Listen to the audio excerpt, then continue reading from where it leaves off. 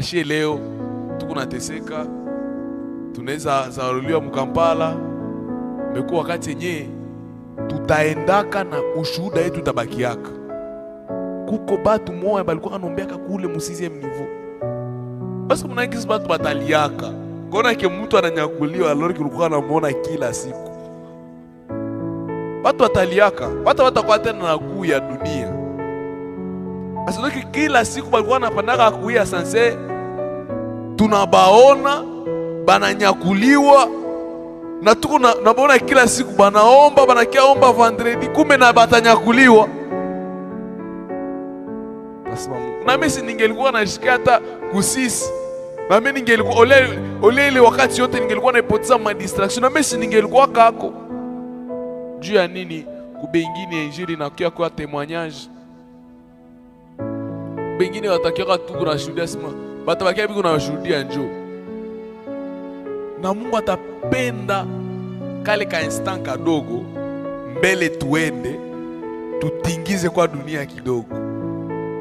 Njoo kwenye utukufu yote iko pale. Leo tunaweza fanana tunafanya sabla kwa kuma priere nini. Mbele Mungu arudi. Atajirasira kwa mbele benye bataenda bajuane entre hapo. Sasa kumbe tulikuwa kana naye haya kwa kana shie. Ushashika zombe kichwa toka pepo ya kichwa. Ushashinda kupepo ya kichwa. Bengine biko natembeza huko. Viwete vinatembea, vipofu vinaona.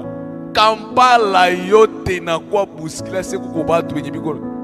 Sasa unaangalia sasa ni yeye kule. Basi na mimi niko kuonekana hata mbele ya macho ya watu. Na wewe ndio utahuzunika sana kushinda bengine ndio kwa hizi.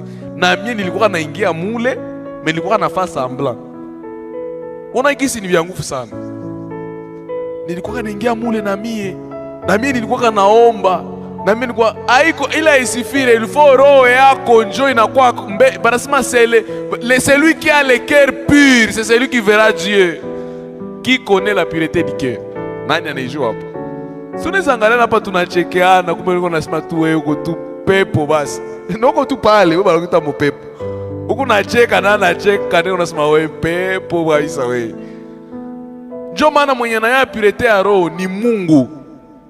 Sasa Mungu hatapendaka tuende na tuko tu na tunawaziana, tunafanya siwe nini. Mwenye alikuwa kabisa na roho yenye ko sincere, Mungu atamuonesha. Utakuwa mkanisa unakuwa na reve unasema Mungu na mie maike Mungu nisaidie na mie. Bengine bashapata upako, bengine biko nafanya miujiza, banafanya siwe kila kitu yote. Kampala na tingizika. Kutingiza Kampala, Mungu kutingiza Kampala haiko hata kalikile ya nguvu. Wala Mungu kuyalisha kanisa haiko kalikile ya nguvu. Imagine to unenda tu pale unenda mchikuo. Unakuta ile kilema mwenye migulu haiexiste. Unamuombea migulu na utapale. Bangapi batakufuata? Pale benye batakufuata. Tutakusema tubaingize wapi huko. Budike leo hii Mungu anatudone karakter. Anatuforme. Anatufanya kisi yeye anapenda. Jua kama utapata onction, isichange hata na karakteri yako.